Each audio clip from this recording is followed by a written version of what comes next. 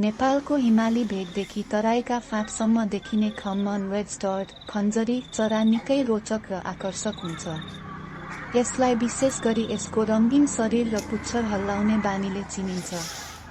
यस चराका बारेमा केही रोचक तथ्यहरू यहाँ प्रस्तुत छन्।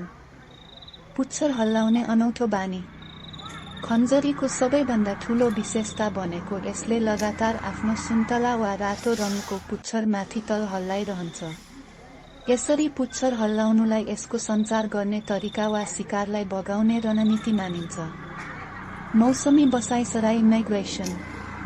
नेपालमा पाइने खञ्जरीहरू प्राय हिउँदमा तराई र पहाडका तल्लो भागमा झर्छन् भने गर्मी महिनामा प्रजननका लागि उच्च हिमाली क्षेत्र वा तिब्बततिर लाग्छन्। यिनीहरू लामो दूरीको यात्रा गर्ने क्षमता राख्छन्।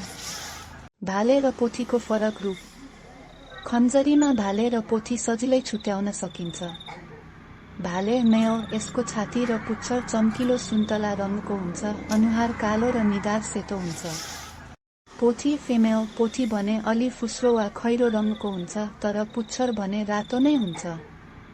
वासस्थान र खानपान। यिनीहरू प्राय खुल्ला वन, बगैँचा, खेतबारी र नदी किनारमा बस्न रुचाउँछन्।